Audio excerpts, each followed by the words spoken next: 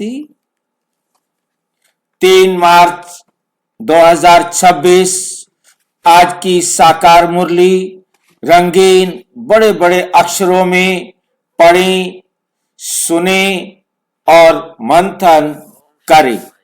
हम प्रतिदिन प्रातः 4 बजे, 6 बजे, शाम को 4 बजे, 6 बजे, 8 बजे मुरली मंथन करते हैं। आप सभी भी इस मुरली मंथन में साथी व सहयोगी बन सकते हैं, जिसके लिए इसी वीडियो के डिस्क्रिप्शन बॉक्स में लिंक दिया हुआ है गूगल मीट का, जो लिंक चारों समय रोजाना के लिए एक ही रहता है, जिसके द्वारा आप अपनी सुविधा अनुसार जब भी हमारे साथी व सहयोगी बनना चाहें तो बन सकते हैं।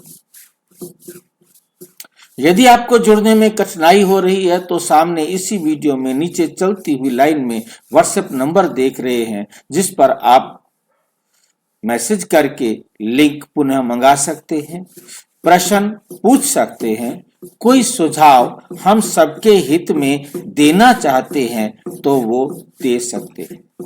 अच्छा, ओम शांति। आज की साकार मुरली का सार।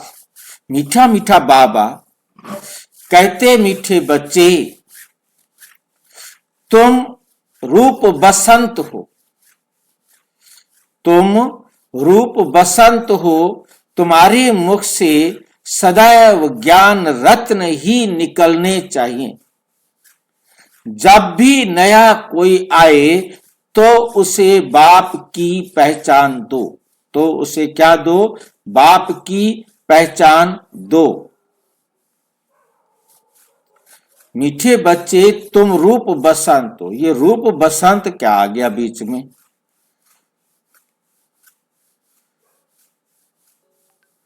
क्या होता है रूप बसंत?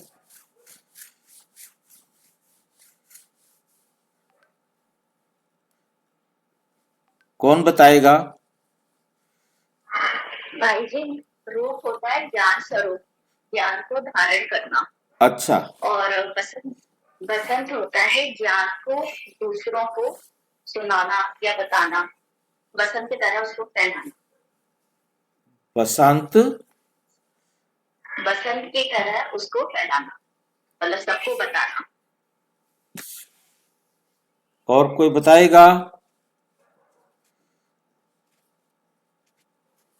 भाई जी, रूप माने मतलब स्वयं ज्ञान को धारण करना, बसंत माने सभी को ज्ञान सुनाना। सभी को ज्ञान सुनाना। और कोई?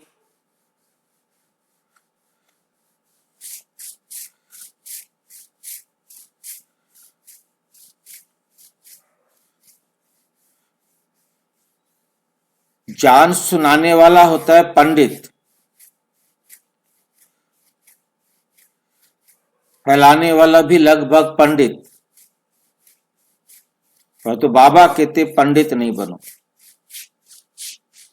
भाई जी, ज्ञान मतलब रूप ज्ञान धारण करना, और ज्ञान धारण हो जाता है जब इतना कि वो सबको अपने आप ऑटोमेटिक दिखाई दे। उसकी वो बसंत बन जाए, मतलब उससे उसकी धारणा इतनी हो कि वो सभी को नजर आए ऑटोमेटिक। बिल्कुल, मतलब मेन मतलब हमें ध्यान देना है कि हमने जब ज्ञान स्वरूप बनेंगे तो हम सबको उस पर चलाने में सहयोगी भी बन सकेंगे। वो ऑटोमेटिक आपको देखकर अपने जीवन में, जैसे बसंत जो होता है वो चारों तरफ अपनी खुशबू खुद फैलाता है, उसको किसी को खुद फैलाने के लिए जाने की जरूरत नहीं है, भाषण करने की जरूरत नहीं है। मतलब बात सारे हम नजदीक पहुंचे हुए थे, बस सिर्फ इतना है कि बसंत का मतलब है सबको अपने आप महसूस हो कि वाक्य में हमें इससे अब ऐसा बनना है। समझ गए होंगे? रूप बसंत, बसंत माना चारों तरफ अपने व्यवहार को मतलब सब तक पहुंचाने के निमित्त बन जाए। तुम्हारे मुख से सदैव क्या निकलेंगे? ज्ञान रतन। सुनाने में क्या है कि मैं सुना तो मुरली बहुत अच्छी दूं, परंतु मैं अपने जीवन में धारण ही नहीं कर रहा हूं, तो वो सुनाने तक जाएगा, आपके जीवन में नहीं आएगा। जब मैं अपने जीवन में धारण कर रहा हूं तो मेरी वाणी में वो शक्ति होगी जो सामने वाले को अपने आप ही अनुभव होगी। शब्दों से शक्ति नहीं मिलती है, शब्दों के अंदर जो वाणी में ओज होता है, जो ताकत होती है, वो अपना प्रभाव डालती है। परमात्मा भी उसी बात को कहते हैं, दादियां भी उसी बात को कहती है, हम भी उसी बात को कहते हैं, परंतु किसकी बात में ताकत ज्यादा है? परमात्मा की बात, फिर दादियों की बात में। तो हमें इस बात को बहुत अच्छी तरह से समझना है कि ज्ञान को बाबा कहते मैं रूप बसंत हूं। सबसे पहला रूप बसंत शिव बाबा है, जिसने ज्ञान को अपने जीवन में अब अपने में इतना समाहित किया हुआ है कि जिसमें जरा भी इधर उधर नहीं होता। दादियों को या बाबा को मेहनत करनी पड़ी उस ज्ञान को अपने में समाहित करने की, तभी वो अनेकों को अपने अनुभव से, अपने व्यवहार से, अपनी प्रेजेंस से, केवल उपस्थिति से ही उन्होंने आकर्षित किया।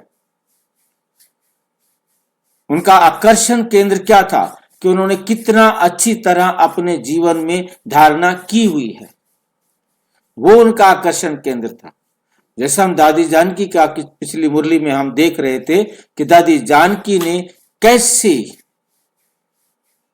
मतलब सभा को इतना अट्रैक्ट किया, जो मेरे लिए पहला और आखिरी अनुभव था कि उन्होंने सबको आधे पौने घंटे के लिए, जितने टाइम के लिए, क्योंकि वो टाइम की हमें याद नहीं है, परंतु इतना है कि वो पूरा टाइम एक ऐसा था कि स्टेज वालों को खुद रेड लाइट करनी पड़े और स्टेज वालों को मतलब व्हाइट लाइट करके दादी को बताना पड़े कि अब चेंज करो जरा।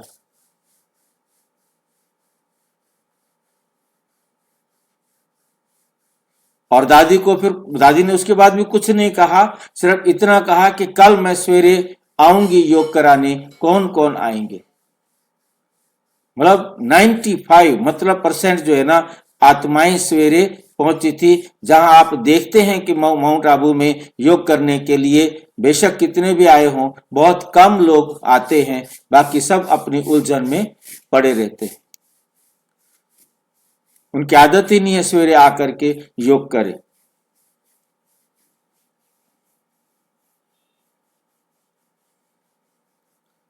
क्योंकि ये प्रभाव कैसे होता है, ये है, इसको कहते हैं बसंत। कहना नहीं पड़े, सुनाना नहीं पड़े, बोलना नहीं पड़े। बसंत कभी बताता नहीं कि मैं आ गया हूं, सबको पता लग जाता है कि मैं आ गया हूं। तुम्हारे मुख से सदैव क्या निकलेंगे? ज्ञान रतन। कोई और बात आपके मुख से निकल ही नहीं सकती। आपके मुख से सदैव ज्ञान रतन ही निकले, इतनी आदत हो, कोई और शब्द आपके मुंह से निकल ही नहीं सकता। भाई जी, रूप का मतलब होता है ज्ञान को अपने जीवन में धारण करना, ज्ञान स्वरूप बनना, प्रेम स्वरूप बनना। जब मैं प्रेम स्वरूप हूं तो मेरे से सबको प्रेम की अनुभूति हो, तब तो मैं प्रेम स्वरूप हूं। मां को प्रेम स्वरूप रूप में आपने अनुभव किया है। बच्चा देखते ही मां के प्रति उसे कुछ कहना पड़ता है, मां को कुछ बोलना पड़ता है, बस मां ही उसके लिए सब कुछ है। मां मारे भी तो भी उसको पकड़ेगा, क्योंकि उसको पता है यही एक है जो मुझे प्यार करती है। प्रेम स्वरूप। जब भी नया कोई आए तो उसे बाप की पहचान दो। जब भी कोई नया आता है तो उसे बाप की पहचान दो। बाप की पहचान दो का मतलब भाषण करना नहीं है, उसे समझ में आए आप उसको इतना प्यार दें उससे लगे कि ये मेरा भाई है। आप उसे ऐसे महसूस कराएं, आपके व्यवहार से उनको लगे कि ये अपना ही है। आपको बोलना पड़ा बाप का परिचय देने के लिए नहीं, आपका व्यवहार उस नए को ऐसा अनुभव कराए कि जैसे कि ये मेरा भाई है। एक बहन अपना अनुभव सुना रही थी कभी मेरे को कि मैं जब माउंट आबू में गई तो उनको एक दीदी मिली और उन्होंने उनको रोक करके कहा कि बच्चे आपको तो बहुत प्यास लगी है, पहले जाओ पानी पियो। मतलब उसको इतना खुशी हुई, आप समझ सकते हैं, क्योंकि उसके होठ सूखे पड़े थे। मतलब उसने देखा और उसको बुलाया और उसको कहा कि पहले तुम पानी पियो। मतलब जो उसकी जरूरत है वो उसको अनुभव कराई कि कितना मुझसे प्यार करते। इतनी बड़ी भीड़ में से एक ने ही उसको चुना, गले लगाया। क्या फील किया होगा उसने?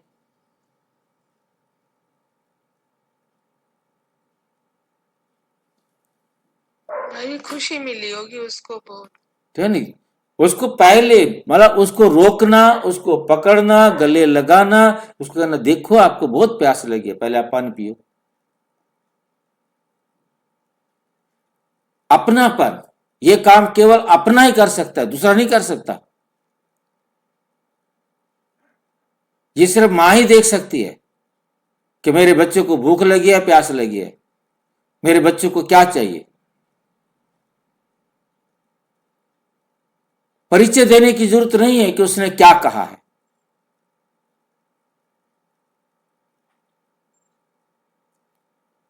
अब उसको प्यास लगी और मैं उसको जो है ना परमात्मा क्या होता है मैं उसको बताऊं, उसको कुछ समझ में आएगा?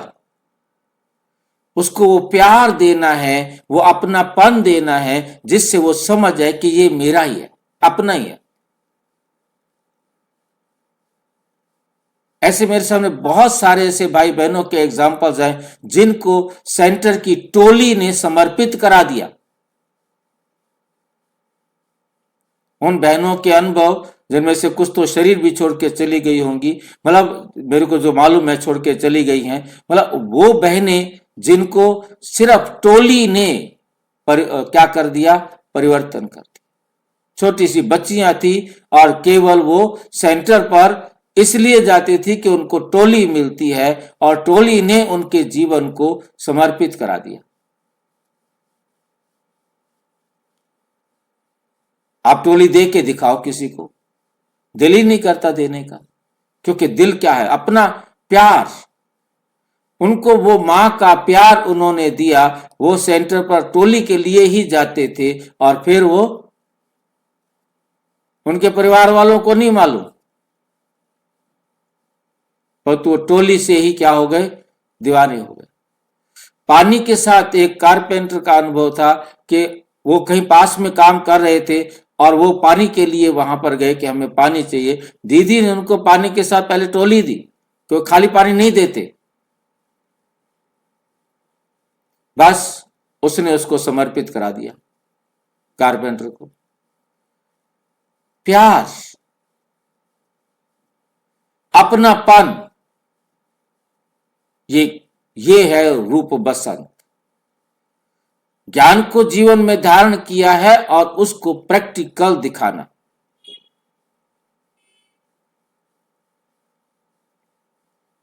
जब भी कोई नया आए तो उसे बाप की पहचान दो। आप देखते हैं कि दीदियों के पास ये उनको डायरेक्शन है, इंस्ट्रक्शन है कि कोई भी आए उसको टोली जरूर देना है। अब वो दीदी यदि टोली देती है परंतु वो प्यार नहीं उसके अंदर अभिव्यक्त हुआ तो बाबा कहेगा नो, रूप बसंत नहीं हो। तो वो प्यार, वो अनुभव उनको हो कि मैं अपने घर में आया हूं, मैं अपने घर में आया हूं। सेंटर पर जाने से उसको ऐसा महसूस हो कि मैं अपने घर में आया, अपनापन उसको मिले। ये है बसंत।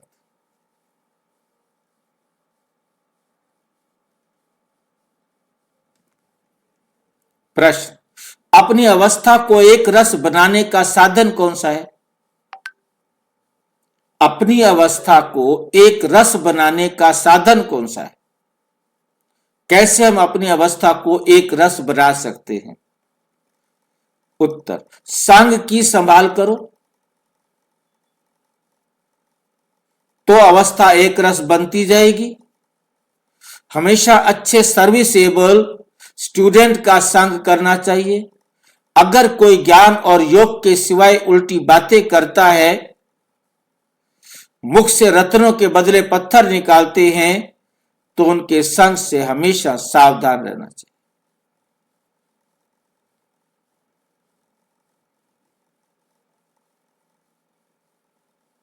उनके संग से हमेशा सावधान रहना चाहिए। ऐसी आत्मा का मतलब बाबा के सबसे पहला साथी तो बाबा है, उसका संग करना है। उसके बाद इस संसार में जिनके भी संपर्क में आओ, यदि वो बाबा की श्रीमत के अनुसार बात नहीं करता तो ये नहीं कि उसको छोड़ देना है, अब उनकी व्यर्थ बातों को सुनना नहीं है। साथ तो उनके रहना पड़ेगा, परंतु उनका संग अवॉइड करना है। उतना ही उनका संग करना है जितना वो अच्छा व्यवहार लग सके। बस यदि वो लगता है कि वो बहुत ज्यादा जो है ना बाबा की श्रीमत के विपरीत कुछ भी शब्द बोलता है, तो उसको इग्नोर करो, उन बातों को इग्नोर करो। आत्मा को इग्नोर नहीं करना, ये लाइन याद रखनी है कि हमने आत्मा को इग्नोर नहीं करना, हमने केवल उनकी बातों को इग्नोर करना है। वो बातें हमने सुननी ही नहीं है, वो बातें हम बिल्कुल भी नहीं सुने जो वो व्यर्थ की बातें कर रहे हैं। उनके संग से हमेशा सावधान रहना चाहिए। मतलब उसके सावधान रहना है, अपने ऊपर अटेंशन देना है कि हमने उनकी ऐसी बातें अब सुननी नहीं है, ऐसी बातें हमने सुननी ही नहीं है। सावधान रहना चाहिए। रात के राही